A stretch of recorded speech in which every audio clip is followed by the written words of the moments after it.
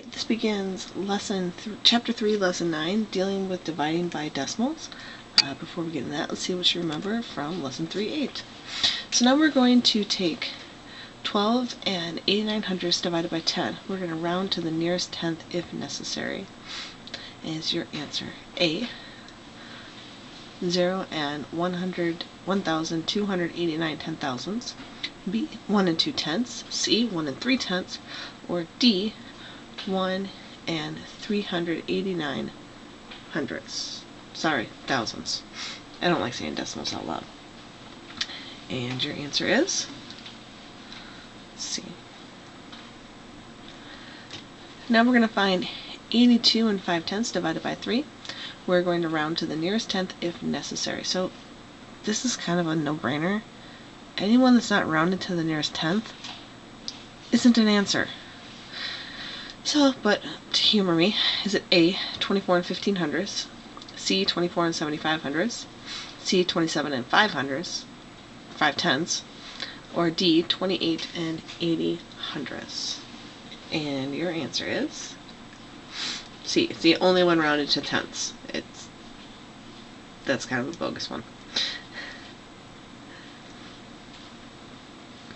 Okay, so now we're going to find 7 and 2/10 divided by 6. We are going to round to the nearest tenth if necessary. Is your answer A, 1 and 2/10, B, 1 and 3/10, C, 1 and 44/100, or D, 13 and 2/10? And your answer is A. Now we're going to take 4 and 36/100 divided by 4. We're going to round to the nearest tenth if necessary.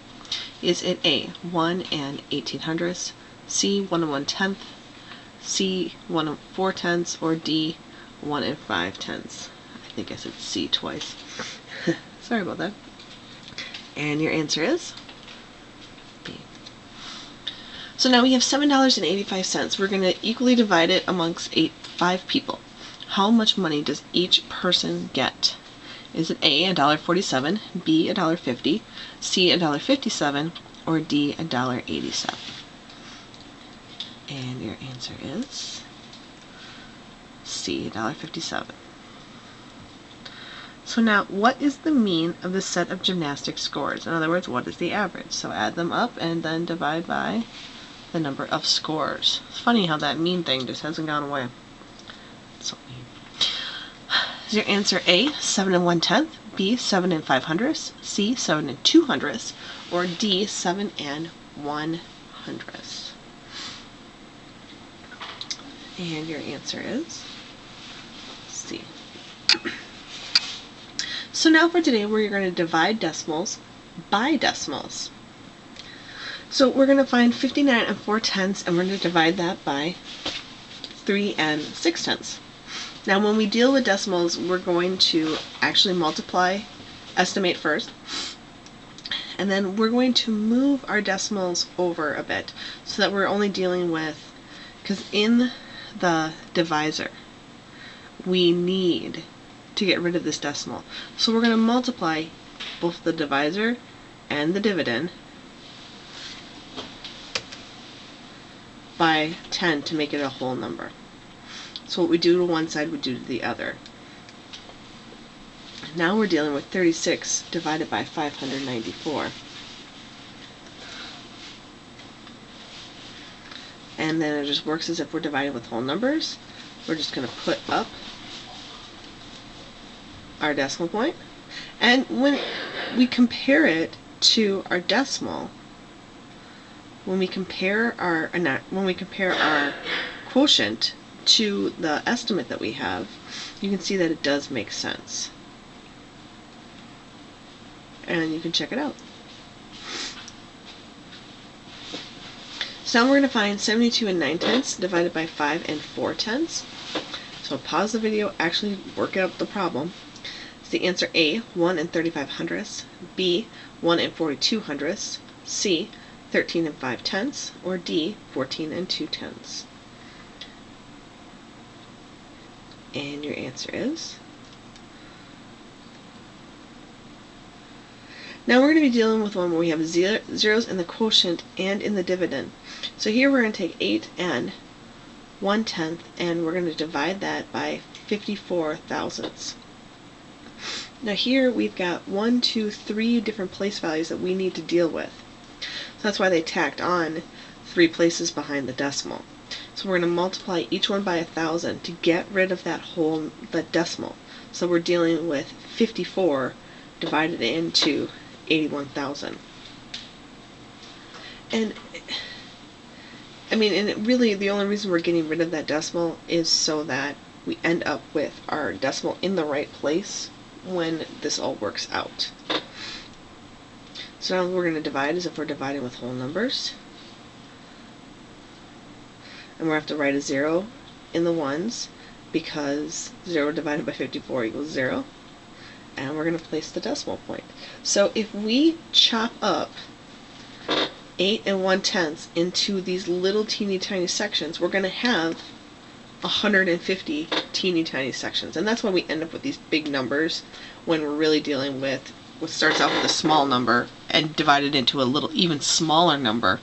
We're just counting, saying this is how many. So if we take 8 1/10 and we divide it into chunks of 54 thousandths, we're going to have 150 chunks. And when you multiply it out, it works out.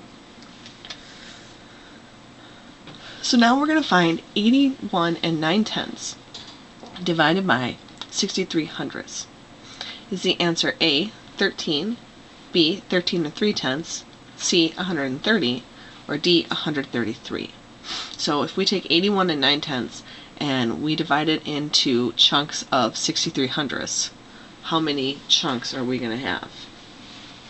And your answer is C, 130. So now we're going to deal with another one. We have zeros in the quotient and the dividend. So here we still have to move our decimal place over. So we'll move it by 10. And now we're just going to deal as if we're dealing with whole numbers. We're going to put in our decimal place.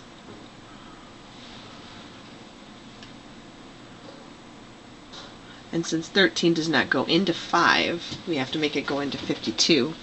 It works out perfectly. So that 13 times 4 is 52. And you can double check your work by multiplying it back out. And if you multiply it back out and it works great, then you're fine. Alright, so now we're going to find 72 thousandths divided by 1 2/10. Is the answer A, 6 thousandths, B, 6 hundredths, C, 7 hundredths, or D, 6? And your answer is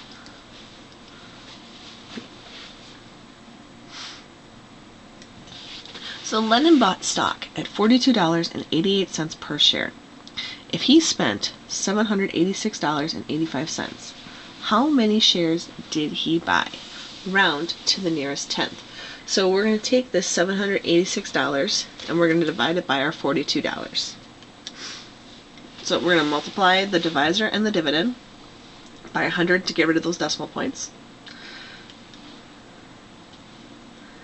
So we're left with 4,288 divided by 78,685. And now it's just a matter of working the long division. And here we're going to keep going until we get a direct answer. And it says, so we're going to round to the nearest tenth. That gives us 18 4/10. So he was able to buy about 18 4/10 shares. So it's Kyle. He bought stock at $23.55 per share. If he spent $771.28, how many shares did he buy? Round to the nearest tenth. Is it A, 32 6/10, B, 32 8/10, C, 36 2/10, or D, 36 4/10? And your answer is? And that rounding to the nearest tenth is going to be a really crucial step to make sure you're getting it in the right spot. And that concludes your